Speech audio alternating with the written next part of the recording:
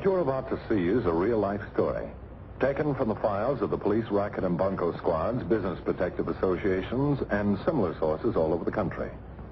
It is intended to expose the confidence game, the carefully worked out frauds by which confidence men take more money each year from the American public than all the bank robbers and thugs with their violence.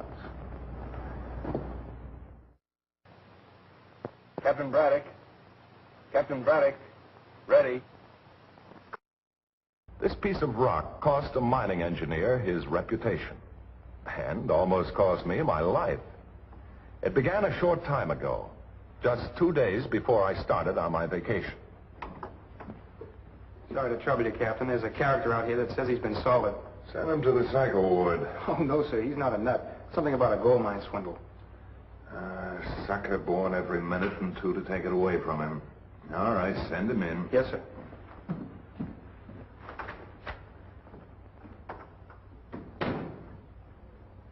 Evan Davis, you old son of a gun. How are you, Brad? Nice to see you. By golly, you still kept that boy's figure. Well, that's about all I've kept. I don't see any fat on that long stomach of yours. Tell me, how's the mining engineering profession treating you? Not so good. I think I'd have done better to become a detective instead of an engineer. You know, and sometimes I wish I'd followed up the mining engineering. Sit down, won't you? Tell me, how's Rosemary and Gwen? Fine. Except you wouldn't know Gwen. She's 9 years old. No. Has it been that long? It sure has. Look, Brad, I'm in trouble. Serious trouble. Yes? I've been flim-flammed, buncoed. You're looking at a 24-carat, quadruple-plated, copper-riveted sucker. You? Oh, what do you mean? I've been salted. I got my company out on a limb for a $25,000 option on a gold mine that hasn't got an ounce of gold in it. And the company thinks it's collusion? Well, I haven't said so in so many words, but I'll never be able to get another job as a mining engineer unless I can clear myself. Well, do you know who did it? Yes. An old mining engineer with a kind, benevolent face and the most honest baby blue eyes you'd ever want to see. He's known affectionately by his fellow townsmen as Dad Miller. And he got the $25,000? And my reputation. Do you know how he sold it? That's just it. I don't. Oh, I know he used gold chloride solution, but I don't know how he managed it. Did you take your own specimens yourself? Yes. And I used my own equipment. I carried the sacks of samples in a heavy cowhide bank messenger zippered bag. The old man never had a chance to touch it, put his hands on it, or even get near it. But somehow he managed to put enough chloride of gold solution on those samples to show an assay report averaging $400 to the ton. Well, it would only take a few drops of gold chloride in each sample sack to show that. I know, but he had to get those few drops in there. Well, he just couldn't have done it. It's impossible. Where did this take place? Up in the mountains, a few miles above Eureka Springs. That's on the Tawui River, isn't it? Yeah, it runs right past the town. That's supposed to be one of the best trout streams in the state. It is. I caught some beautiful rainbows while I was up there getting rooked. And Wolf's Head Lake up above there, stacked with German browns and speckles. I'm starting on my vacation day after tomorrow. I was going up to Selden, but do you suppose if I set myself up as a pigeon that this Dad Miller would make a try for me? I'm sure of it. All you have to do is make a noise like ready money, and he'll be there with bells on. Where's the best place to contact him? At the Blue Diamond Saloon in Eureka Springs. He drops in there every afternoon for a couple of beers. I'll have to get a sample outfit from you. I don't know what's happened to mine. It's been such a long time since I've done any prospecting. Don't worry about that. I'll fix you up with everything you need. Brad, I can't tell you how grateful I am to you. Now, wait a minute. Don't get your hopes up too high. If this old codger was tricky enough to fool you, I'm not so sure that I can crack this case. But I'm willing to try. Now, if you'll just fill me in on the main points, I'll know what to be on the lookout for. Because these crooks always follow the same pattern once they find a nice angle. Well, he wrote to the company and said he had a good prospect. Asked for an engineer to come up to check it. The company sent me. I took 3 sets of samples on 3 different occasions. As I told you, I never let those samples get out of my sight for a minute. I even personally took them over to Rimrock and had them assayed there. And later on, the company sent some of the other samples up to government assayers in San Francisco. Always the same report, right around $400 to the ton. And so, on my recommendation, the company paid this old crook $25,000 for an option. They sent a crew up there with diamond drills to make a preliminary exploration. The crew sent back over 6 tons of cores and face specimens, and there wasn't a grain of gold in the entire 6 tons. Every assay came back negative. They didn't even show color. And you're sure that he didn't have any opportunity to tamper with your original samples, the ones that assayed around 400? I'm positive of it. That's the point that's, well, it's driving me nuts. If I'd been careless, or if there'd been the slightest chance of a slip-up, it'd be different. But I wasn't careless. The only thing I can figure is the old crook must be a magician. You know, that's probably the answer. What do you mean? You've seen magicians perform the impossible on the stage, haven't you? Well, I've seen them do things that looked impossible. Yes, the magician's art depends upon one little thing, misdirection. You think you see what's happening, but you don't. But I never even let him get near the bag. You can't put gold chloride on samples without getting near them. A heavy cowhide bag with a padlock on it. And besides, Brad... I know, but there was a slip-up somewhere along the line. There had to be. Now, you stick around where I can reach you by the telephone for the next few days. I may need your help. What about the Bureau of Mines? They sent a field engineer up there to investigate. He ran into a blank wall. I see. Well, bring me the tools and things I'll need here at the office sometime tomorrow. I'll have them here within an hour. Okay, and keep your chins up. Braddock's on the trail. So long.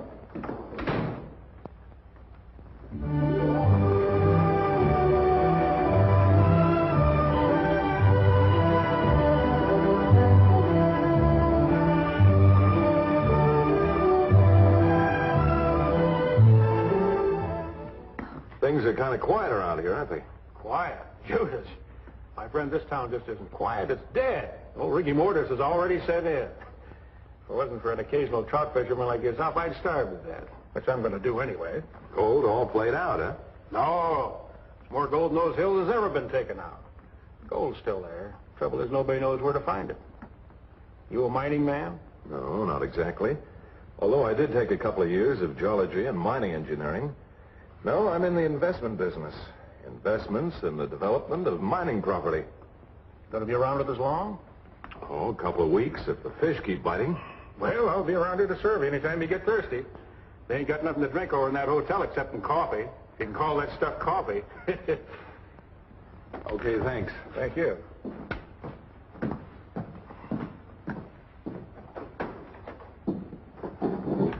Hey, Jeb, you ain't finished your beer. You drink it. What's the matter with it? You got a bug in it or something?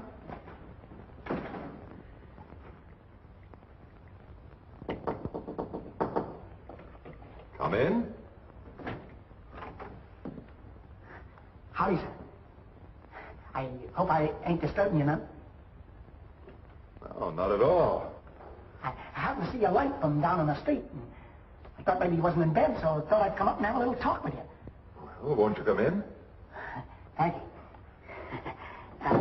Miller's my name, sir. Folks in these parts call me Dad. Dad Miller. Braddock's my name, Mr. Miller. Oh, won't you sit down? Thank you. Thank you. Caught any fish yet?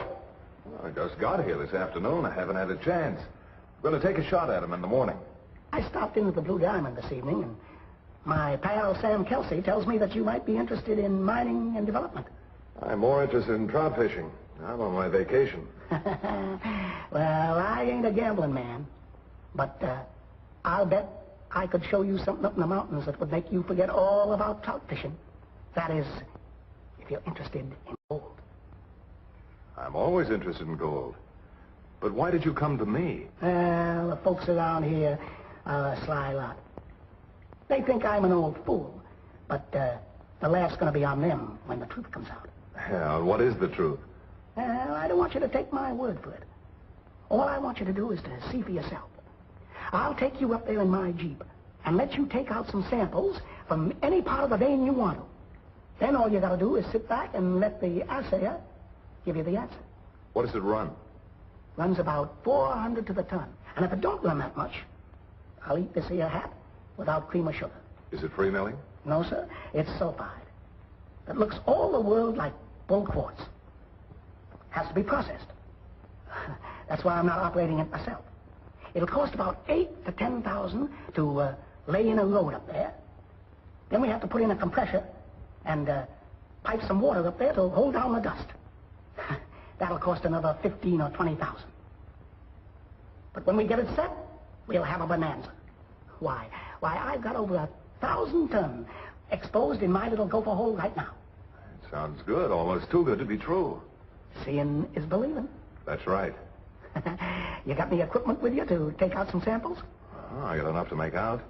I always bring along a little gear when I go fishing in case I want to pick up a specimen. Good. Always like a man to use his own equipment. Then he don't have no suspicions or doubts in his mind. All right, Mr. Miller, what time? 8 o'clock too early? That's all right. Pick you up here at 8 o'clock in the morning with my Jeep. I'll bring the lunch. All you got to do is sit back and ride in style. I hope we can keep this just between ourselves. I don't want to start a stampede up there until I can stake out some more claims. If you handle it right, I'll stake out a claim for you, too. Now, don't you worry about me, Mr. Miller. You can depend upon me to play it close to my chest. Good. It's great to do business with an intelligent man. Good night, sir. I'll be seeing you in the morning. Good night, Mr. Miller.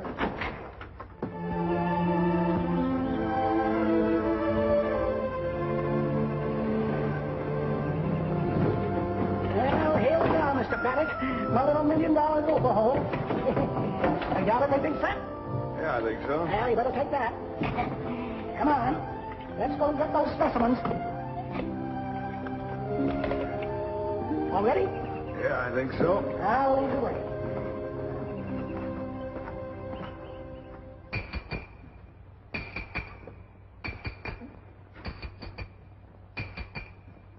Yeah, that's the way I like to see a man sample a mine.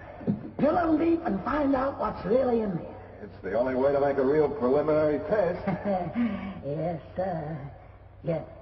You want me to get some mud for you to tamper with? Oh, thank you. I brought some clay along with me. By jingoes, you certainly know your business, young fella.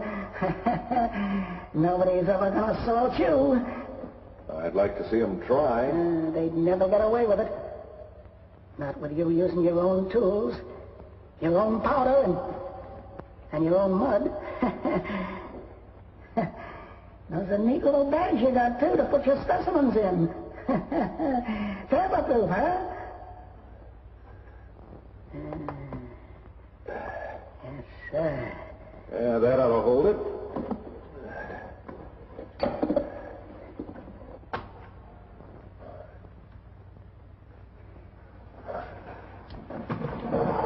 All right, Mr. Miller, after you. Yes, sir.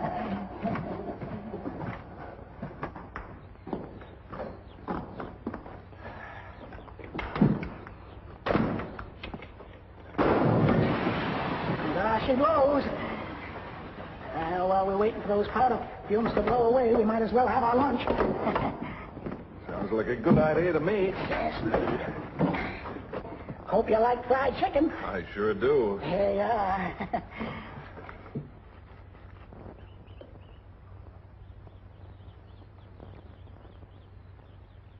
What's the matter? Too salty? No, it's all right. That cook over at the Elite Cafe always did have a heavy hand with salt. But salt's good for you. Show me a man who eats plenty of salt, and I'll show you a healthy man. Let's have some potato salad. All right. Here we are.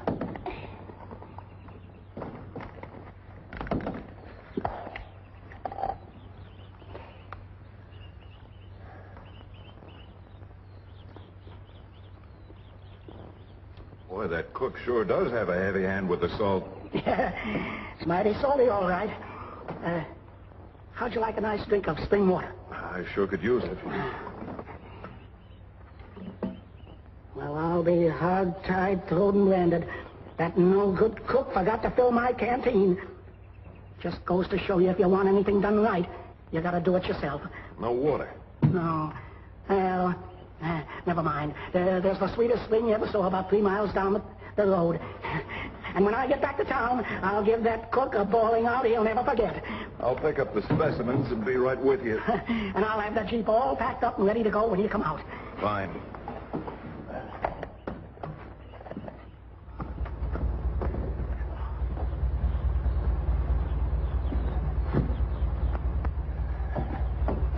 All set? All set. We'll open a cloud of dust.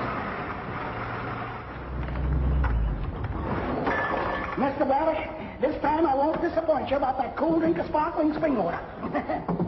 Come on. Spring's down this way about 20 paces. Here we are, Mr. Braddock. Here we are. There we are. There's nothing like a cool drink of spring water when a man's really thirsty. Well, sir, you still got plenty of time to get to Inrock before the assay offices close. There are 5 or 6 of them there, so you can take your pick. They're all good. You're sure this stuff will assay around $400 a ton? Positive. Well, this I've got to see. You'll see, all right.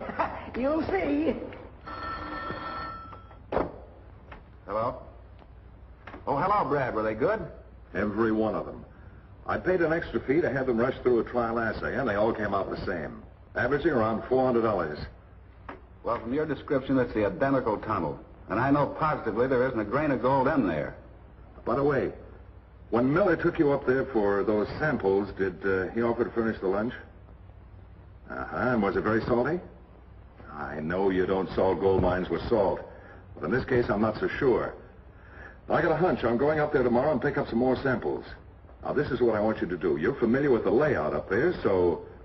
I had a feeling that my bag had been tampered with. So the next time I went up to make another test, I made sure that somebody would be in for a big surprise.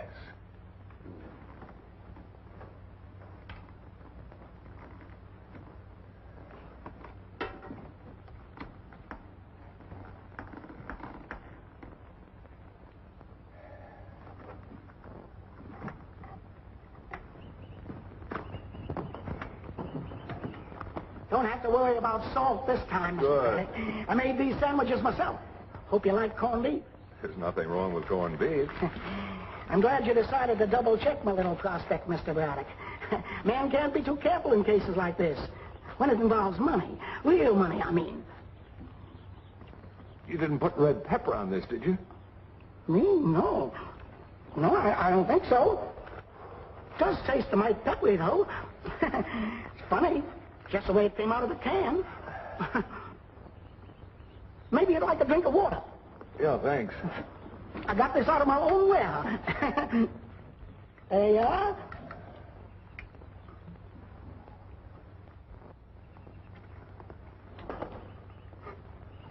What's the matter? Don't you like the taste? It's sulfur water. Takes a little time to get used to it. Took me about 10 years. I'm mighty fond of it, though, now. I'm afraid it would take me a lot longer than 10 years. Well, if you don't like the taste, we'll drive down to the spring and get you some fresh water. Let's go.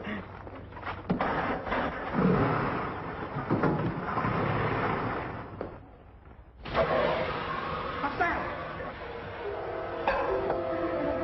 What's the matter?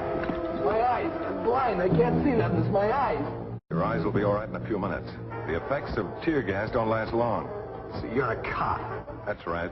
Stinking, sneaking cop. Better reach Mr. Copper before I blow you in two. And now I'm going to teach you it ain't healthy to go squirting tear gas in my... None of that, Jeff. Why? Because I have other plans for Mr. Braddock. You get in the Jeep and drive. Come on. Get the car. I'll keep him covered.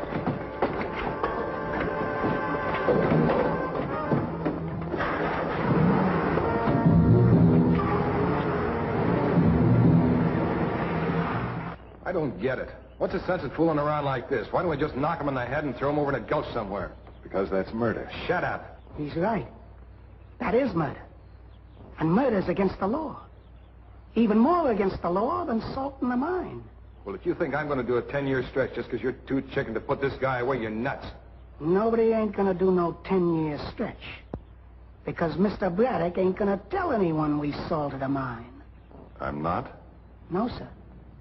Not unless you do it with a Ouija board. And what's that? One of them gimmicks that they use to send messages back from the dear departed. I thought you said we weren't going to knock him off. We ain't. But mining is a dangerous occupation. And mines is dangerous places. Anything can happen in a mine. Anything at all. when a man gets himself killed in the mine, that's an accident, not murder. And accidents is legal. Very pretty, but you can't get away with it. I expected something like this, and Evan Davis and a deputy are on their way up here now. You're going to have to do a lot of explaining about this accident, no matter how you make it look. Yeah? I suppose you're going to tell me that the United States Cavalry and the Texas Rangers are on their way up here to save you. I'm not bluffing, Mr. Miller. Neither am I, Mr. Braddock. Okay, Jeff.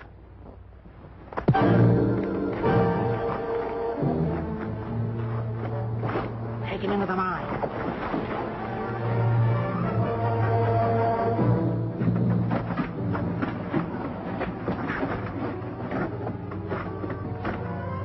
You don't need that much powder. Yes, I do. I want a cave-in, a real cave-in. So it'll take a couple of weeks to dig him out of here.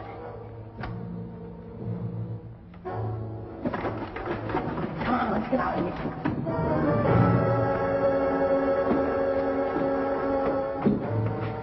Where's the key? I didn't take it. What? I would have sworn I left him here. I always leave it here. It's on the floor. Get your hands up. If you're looking for the ignition key, it's in my pocket. Where's Braddock? He's in the mine, collecting some more specimens. You seem to be in a hurry to get out of there. Sure he was. He's in there setting another fuse. He wants some more specimens for another assay. I think we'll go in and take a look. Better get the guns first.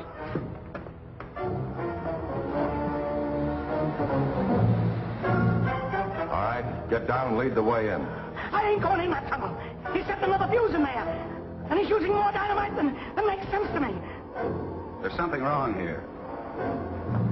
Don't go in there, you fool!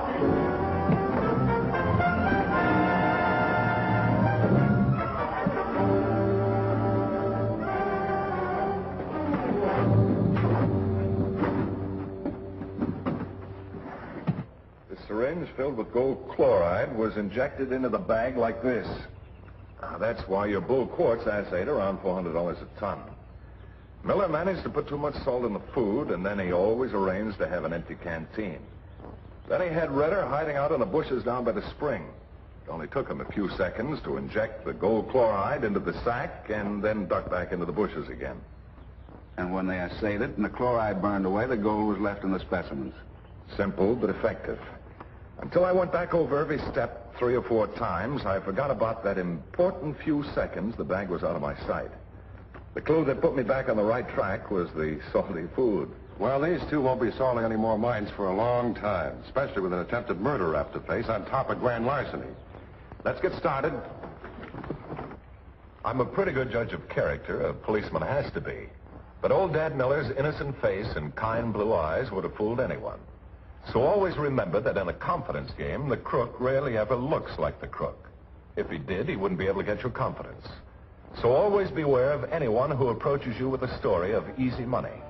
Something for nothing. Remember, it could happen to you.